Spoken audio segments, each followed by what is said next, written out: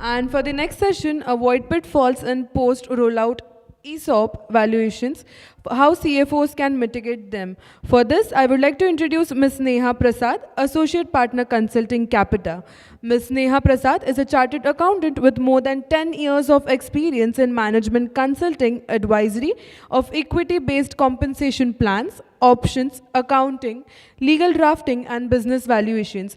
Presentations and interactions with CXOs, CEOs, and board of directors for various prestigious entities, managing team, consulting, and valuation team. Can we have a huge round of applause for Ms. Neha Prasad? Okay, thanks Mitali for that introduction. Uh, Absolute privilege to be here presenting some of my insights from my experience to the industry veterans, some of our esteemed clients who are here amongst the delegates, some of my batchmates are here. And every time I'm in Delhi, it feels nostalgic because I was here for some time prepping for CA. Some wonderful memories associated with Delhi, and I feel bad as soon as you land Delhi, there are memes about the bad air quality, right? So people are completely forgetting the fact that the warm and the wholehearted welcome that you get in Delhi from Delhiites. So can we have a round of applause for the spirit of Delhi? Thank you. Thank you. So with all the attention from everyone and on the positive note, I'll start. So the agenda, as you can see, I'll be decoding the ESOP valuation, simplifying some of the jargons for you. I'll be sharing some of the best practices on how to manage the cost, the taxes, and how to mitigate some of the regulatory lapses that might happen through valuations. So see, valuation is just not a number, right? It is a tool to set the stage for the success of your ESOP plan. So we'll go through it. So before that, one simple question: how many of you like surprises? Show of hands. Okay, but if I add that not all surprises are good. So if I add that these surprises are just before the board meeting, and you get to know that you need a valuation report without which you can't do the grant of options, then will your answer change? Right? So no one likes to be in that situation when there is a last moment hustle, there are situations I think all of us can relate to because all of us are from finance. At times there are auditors, they are not willing to sign on your financials because they feel that the valuation report is not proper, the assumptions taken are not proper probably. And at times you get to know just because you have modified certain terms in your ESOP plan, there is unanticipated cost to your P&L. So I'll like to prepare you and inform you so that you avoid these last moment surprises. So let's start with the very basic of ESOP valuation, and we will break it down into two basic components. One is FMV and FP. These are two generally oftenly misinterpreted terms. While FMV refers to equity valuation, FP refers to stock option valuation, and the difference between the two is as basic as that of equity and stock options. Now for equity shares, why do we need a valuation at all? So since the stocks for the unlisted entities, it is not traded on any stock exchange, the prices are not discovered by the forces of demand and supply, we need an independent valuer to do the valuation and tell us about the value of the company. Now the valuer may choose any of these methods, right? He can choose any of these methods like cash flow, market multiples, or NAV on the basis of certain factors. He might consider, what is the industry like? If it's a banking industry, it's a manufacturing industry, or it's an insurance company, or like for revenue multiples, whether the peer related data is available in the public domain or not. What is the growth trajectory of the company? It's a early stage startup, or or it's a matured stage company just headed for an IPO, right? Or if there has been any capital infusion in the recent past, he will consider all these factors and then he will decide on any of these methods and give you a valuation report.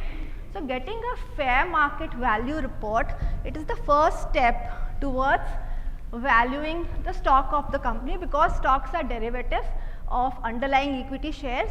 So we need a fair value certificate to get the fair value of the stocks. Now, why do we need fair value of stocks? Fair value of stock is required because there is a regulatory requirement by Ind AS 102, which is on the share based payments. It says that you have to recognize the cost for any equity compensation plan based on fair value of options. In addition to Ind AS 102, if you are a banking company or an insurance company in India, then even the quantum of the options to be granted to MRTs or some of the key employees, that is dependent on fair value. So just before NRC, you need a fair value report in order to decide on the number of options to be granted to your MRTs or key employees. Now, for determining fair value, so these are some of the models well known and accepted: Black-Scholes, Monte Carlo, binomial. While Black-Scholes is the most widely used kind of model because it's user friendly.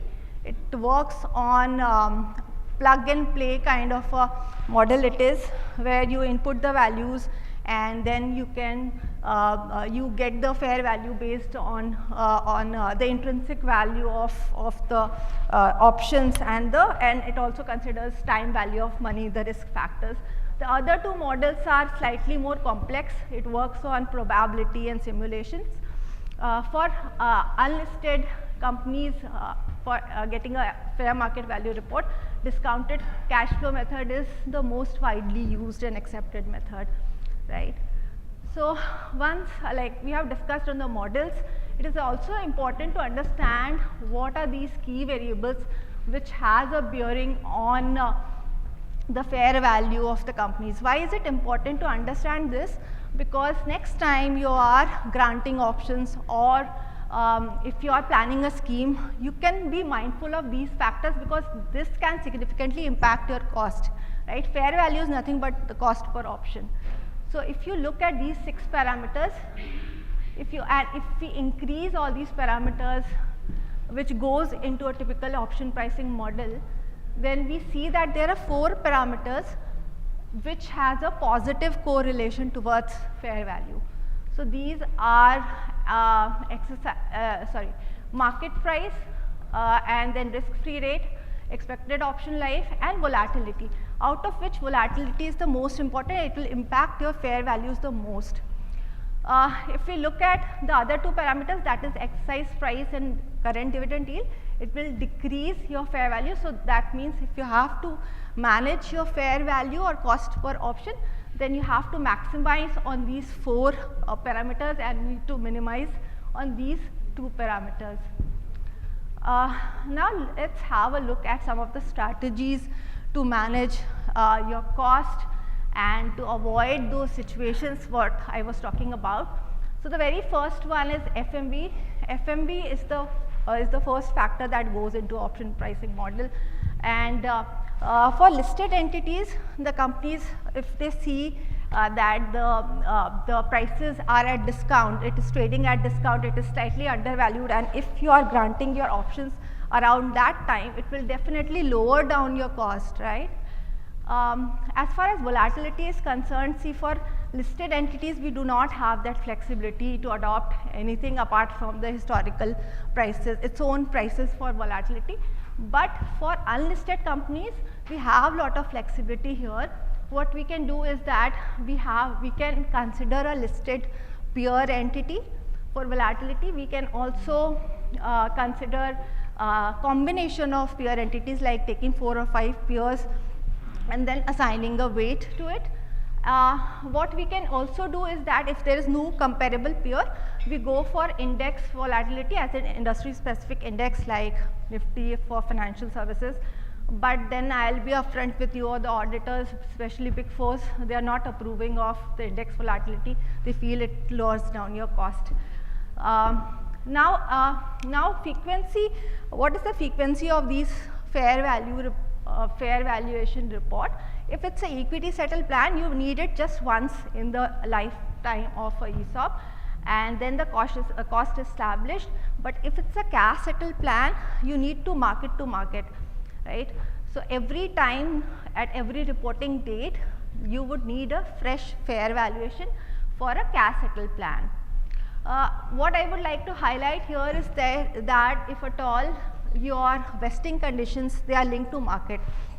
By market linked condition, I mean to say that if your vesting is associated with certain target price, let's say there is a target price of certain amount, the share price is reaching certain target amount, or for unlisted companies, it is the vesting itself is associated to ROI or the exit value of investors, then Black-Scholes doesn't work here. We have to go for Monte Carlo simulation, which is a cost intensive method, and it takes time.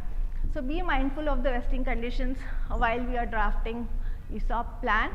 Then there are these two adjustments. If at all any corporate action happens, then there is a concept of giving appropriate adjustment to the options, right? A fair and reasonable adjustment needs to be done. So for fair and reasonable adjustment, what we need to do is that we need to do a fair value pre and post corporate action, whatever is the date of corporate action. And if we find any impairment in the value of options, then either we need to adjust the exercise price, lower it down, or probably we will have to grant more number of options. Similarly, for modification, if you do any modification in terms of the scheme, let's say you are reducing the exercise price, you are extending the exercise period, then again there is a requirement of pre and post fair valuation for all the outstanding options as on that date of modification. Now there are two other parameters which can impact your fair value, that is time to maturity and dividend yield. For time to maturity, either we can take the average time from the date of grant till the date of vesting, or there is another concept of exercise behavior.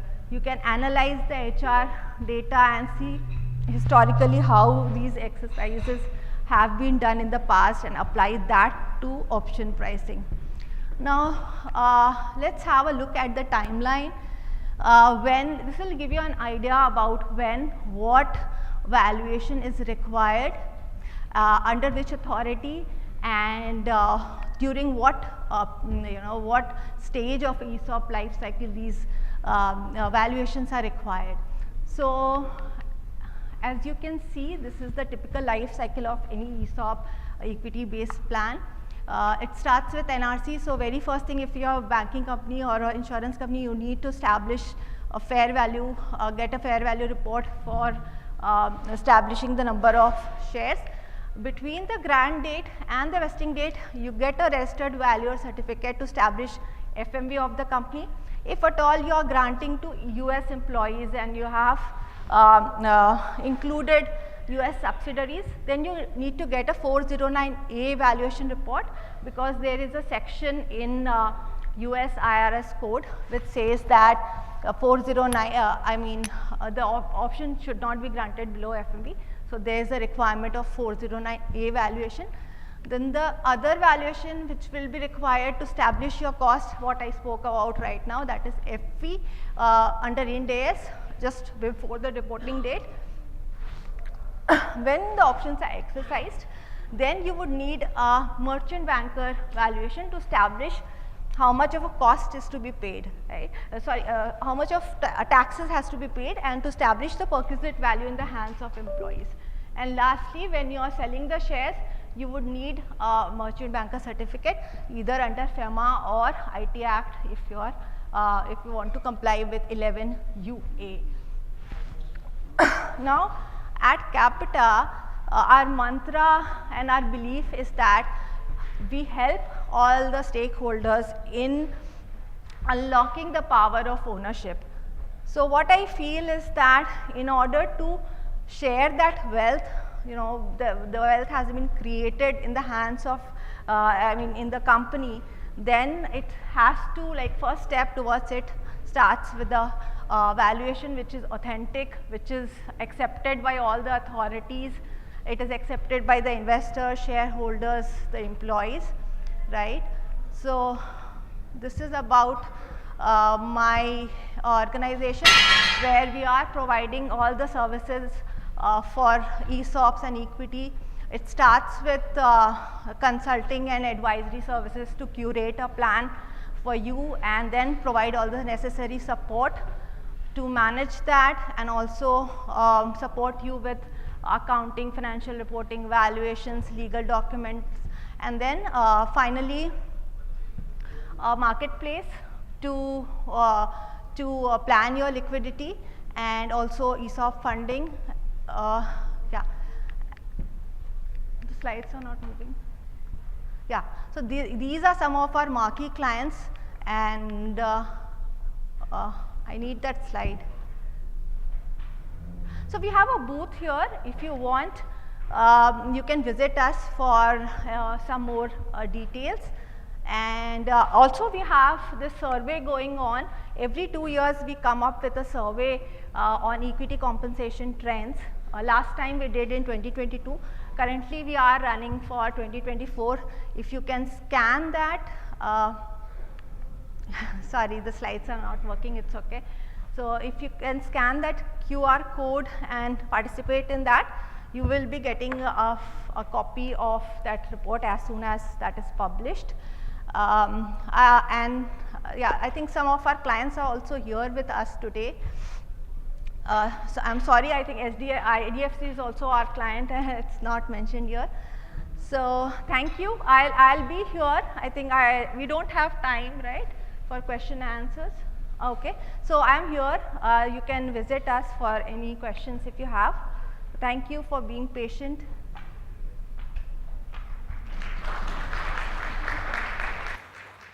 Thank you so much, Ms. Neha. And to do the felicitation, I would request Mr. Aditya Chamaria from Grupo Bimbo to do the honor.